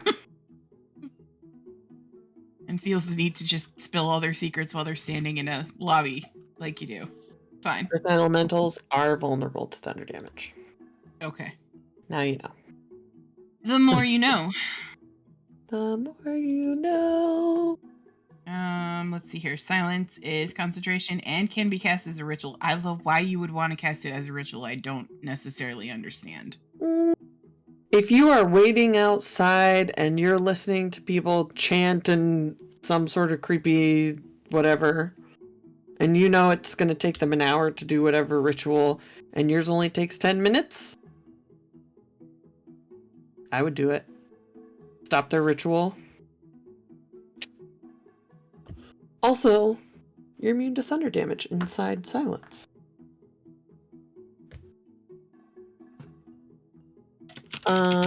The next one we've got is Spider Climb. There is a magic item that does the same thing, but if you don't have it, you can take this spell. My druid in Curse of Strahd has this that she can use at will, because Amber Temple and hacks were made, multiple. You can walk on walls, walk on the ceiling, and it leaves your hands free. You gain a climbing speed equal to your walking speed. So that one is nice. It is a concentration spell up to an hour, though. Spike Growth is next. Another good druid spell, a good ranger spell. Yes. Nature Domain clerics get this also. Basically, you make an area of difficult terrain. The ground looks normal, but when a creature moves into it or moves within the area, they take 2d4 piercing damage every 5 feet they travel. And it's a pretty large swath. So, if they try to move through the whole thing, it could do a decent amount of damage. Any creature that can't see the area at the time the spell is cast has to make a perception check against the spell save to recognize the terrain as hazardous before they enter it. I like that spell. Yeah, it's a good spell. Especially, like, if you are in an area where you know that you have to, like, set a trap ahead of time or whatever, so... Yeah. The next one we have is a good cleric bread and butter spell. Spiritual Weapon. It's a bonus action to cast it. It is a bonus action to move it on subsequent turns. And it can let you have multiple attacks. So basically, you can attack someone with your action. You can use your bonus action to attack someone else with your spiritual weapon. Also, it does force damage, which is nice, because, again, not a lot of things are resistant to force damage. And you can flavor it however you like, which is fun. And then I think The only downside of spiritual weapon is that only gains a d8 for every 2 slot levels above second. So, like, if you cast it at level 3, it still only does 1d8. If you cast it at level 4, it does 2d8. And then level 6, 3d8. But it's nice to have as a bonus action to go with actions. Other actions that you can do. So, like, you could heal someone with your action and hit someone with a bonus action. It is a nice spell to have. Famously, Jester had it as a lollipop. Giant lollipop, yep.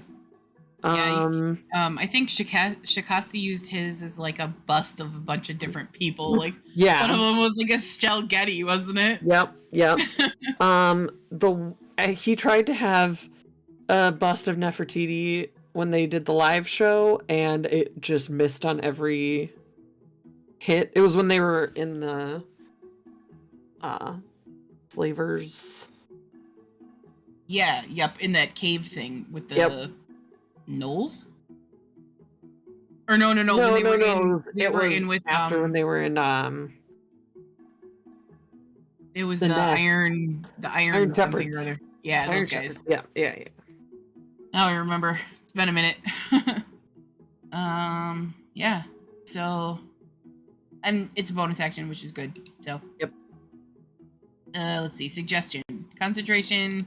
I've never used this spell. Up to 8 hours. I have seen it used. I've never. I don't often play the classes that are tied to this one. I think that's why. You suggest a course of activity limited to a sentence or two, and magically influence a creature you can see within range that can hear and understand you. Basically, you charm someone. You ask them to do something for you. You cannot ask them to do something that would cause them to harm themselves, because that would end the spell. They have to make a wisdom save to fight this. On a failed save, they pursue the course of action you describe to the best of their ability. The suggested course of action can continue for the entire duration, which is 8 hours. Mm-hmm. If the suggested activity can be completed in a shorter time, the spell ends when the subject finishes what it was asked to do. You can also specify conditions that will trigger a special activity during the duration. For example, you might suggest that a knight give her warhorse to the first beggar she meets. If the condition isn't met before the spell expires, the activity is not performed. If you or your companions damage the person you cast this on, the spell ends. Yes. So, yeah, it's a good spell. I like it. Yeah. Warding Bond. So I've used this one. I haven't used this one in a while because my character made the choice that because the requirements are 2 platinum rings, and so my character was like using their wedding bands as it, and they got rid of their wedding bands because they don't need them anymore, and so I haven't used this spell since. But it is a spell that clerics can take. Yeah. So I used this when I had my Tempest cleric. Just because there were for a while there were only 2 people in our party. Yeah. It was like we had a bard and they left. We managed to get 2 other people, but I kept using this just with the fighter. It gives the person that you were connected with a +1 to their AC and their saving throws, and they have resistance to all damage. So it makes a tank even tankier. And it lasts for an hour. Yeah. The downside is every time they take damage, you take the same amount. Rick. So if you're not a very tanky cleric, could cause the spell to end. The spell ends if you drop to 0 hit points, or if you become separated by more than 60 feet. Yes. Mm-hmm. You can also dismiss it if you want. Hydrate, by the way. Oh, thank you. Yeah, and the requirements for that one are a pair of platinum rings worth 50 gold. Yep. So. Ooh, we're getting down to the end. Yeah. All right, web. I I've never haven't used used this. this one, but I've seen it used more for flavor than anything. I think one of our characters in Mistwalkers has a wand of web, and basically they use it to just like stick people to the floor. But I feel like you could use it to catch people. yeah, we considered using it for that for a purpose. Like when we were stuck on a plateau, and everybody was Mhm. like, it was my character and the bard, and we were just like, hey, you want to do something dumb and see if we can get down the side of this plateau? And yeah, so there was talk of using the wand of web to like catch whoever it was that like yeeted themselves off the side of the. Oh, there you go. That would do it. But yeah, They do have to be anchored to between two solid masses, such as walls or trees. Or layered across a floor, wall, or ceiling. The webs do create difficult terrain, so that is a nice That's perk. helpful. And it's a 20-foot cube, which is actually kind of big. Pretty good. I believe. Oh no, it's a dex save. I was gonna say I thought it was a strength save. Isn't Entangle a strength save? I think it's a strength save to get out of it. Oh, but maybe this that's one what is it a dex save So- to get like to avoid it. Yep. Because this one, so this one you have to do a strength save to get out of it. So, yeah, okay, so it's a dex save to avoid it. If they fail, they are restrained. If they are restrained, they can make a strength check to break out. Also, the webs are flammable. Yes. They do. And if 2d4 fire damage.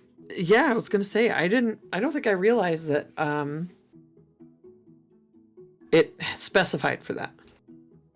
Yeah, me either. That's kind of nice. Maybe we should use web more often. We're learning stuff. We're as we go learning through this. so much. All right, we're on the level last 2. one. Zone of Truth. This is a good spell if That's you're a doing good interrogation and spell. stuff like that. So, it is important. It is important to note that if you cast it and you are in the radius, you also have to save against your own spell, I think. Yeah, everybody It's has just a 15-foot radius. A creature that enters the spell's area for the first time on a turn or starts their turn there have to make a charisma save. On a failed save, they cannot speak a deliberate lie. You, as the caster, know whether each creature succeeds or fails. I had this spell come back and bite me in the ass because Affy is a sneaky DM. Wait, why? How? In Mistwalkers, the leader of the village who gave me the fake diamond, they cast a spell on our party because they wanted information, and I purposely failed to save because I didn't have anything to hide. But yeah. So like you do. I was gonna say it's important to note that while they cannot speak a lie, they also don't have to speak at all. Yeah, they can choose not to answer the question. I mean, I feel like that still gives something away, but if you're trying to use it to get information, they don't necessarily have to give it to you. They could just say nothing. Yeah. Yeah, it says like an affected creature is aware of the spell and can avoid answering questions to which it would normally respond with a lie. Such a creature can be evasive in its answers as long as it remains within the boundaries of the truth. Yeah, I think you do. Yeah. Still a good spell, though. Still worth taking. Yeah, especially if you know that you're going to be like, if you know that you're going to be doing interrogations or something that session, that's a good one to have. Yep. Like if you know ahead of time that you're going into a situation like that where you're going to have to deal with that. So we just blew through. Yeah, we're gonna start All the going second through level them really fast now. Yeah. Like third level spells, there's only 3 pages, so we're gonna Mm, start going through them really quick now. But getting through the cantrips and the first level spells was the hard that part. took a while. Yeah. So, but yeah, that brings us to the end of the level 2s, and we're at 2 hours, so it's good time to stop. Yeah. We'll be back next week because we missed last week, and I think next time around we're gonna talk about like spooky stuff though. Yeah, So we're going to talk a little bit about, we're going to pause on spells, talk a little bit about how to make a game spooky and how to do it safely. So, we're going to talk about that next week, getting ready for Halloween. And don't forget to check out all the fun Spooktober stuff. I think we're probably going to raid somebody. I don't know who. But there's a couple people that I can see online. So probably one of them. yeah. Don't forget. We'll raid again next week. Yes. We're raiding Nice. Sweet and Lore. Awesome. So we're gonna raid that. Sweet and Lore, and we'll stick around for the raid. Don't forget to donate to Extra Life. Check out the rest of our Extra Life Spooktober programming. We'll see you soon. Bye.